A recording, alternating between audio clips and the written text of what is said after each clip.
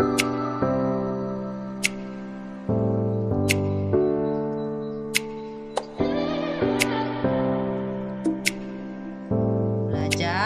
judulnya yaitu materinya menerapkan disiplin di sekolah dan lingkungan ya anak-anak ya. Kita sudah belajar tentang disiplin, seperti apa disiplin, dan kita harus menerapkannya di sekolah dan di lingkungan kita masing-masing, baik di keluarga juga ya.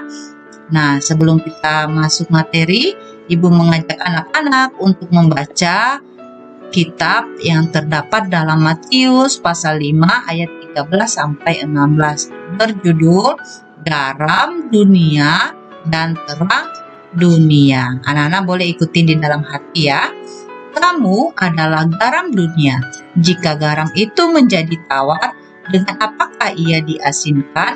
Tidak ada lagi gunanya selain dibuang dan diinjak orang. Kamu adalah terang dunia. Kota yang terletak di atas gunung tidak mungkin tersembunyi. Lagi pula, orang tidak menyalakan pelita lalu meletakkannya di bawah gantang, melainkan di atas kaki dian sehingga menerangi semua orang di dalam rumah itu.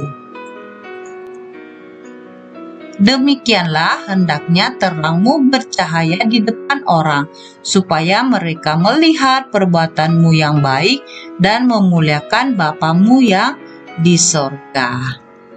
Iya anak-anak, kita sudah baca tadi kitab dalam Matius ya. Nah, sekarang bentuk disiplin di lingkungan. Contohnya apa anak-anak? Yang pertama, menjaga ketertiban. Kita harus tertib kemanapun kita pergi dan berada ya anak-anak ya.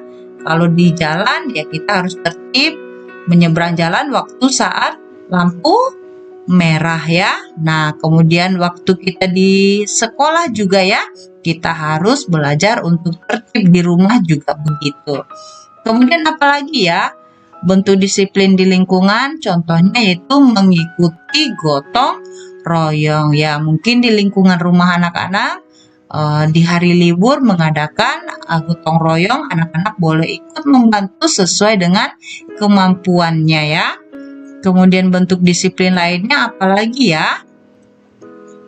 Iya, yaitu kita harus membuang sampah pada tempatnya ya anak-anak ya. Di rumah juga anak-anak begitu, membuang sampah pada tempatnya. Kemudian bentuk disiplin berikutnya yaitu taat peraturan lingkungan ya. Jadi dimanapun kita berada di lingkungan sekolah ya kita harus taat pada lingkungan peraturan sekolah. Kalau kita berada di rumah, kita juga harus taat pada peraturan dari orang tua kita. Kalau kita ada di jalan, dalam perjalanan kita juga harus taat pada rambu-rambu lalu lintas. Kemanapun kita pergi dan berada, pasti ada namanya peraturan ya anak-anak ya, supaya kita tetap tertib ya. Nah, akibat tidak disiplin anak-anak, contohnya apa aja ya? Iya, wah ini terlambat bangun ke sekolah akan berakibat mendapat hukuman ya. Mungkin saat ini waktu PJJ kita terlambat masuk ke room Zoom-nya ya. Nah, Ibu harap anak-anak harus tepat waktu masuk ruang Zoom-nya ya. Misalnya mulai pukul 8 ya kita harus masuk pukul 8. Kalau bisa jam 8 kurang. Kemudian apalagi ya? Akibat tidak disiplin itu contoh lainnya yaitu melanggar lalu lintas akan berakibat apa anak-anak? Kecelakaan ya. Akan terjadi kecelakaan. Nah, kita tidak menginginkan itu kan? Berarti kita harus disiplin. Contoh lainnya apalagi ya?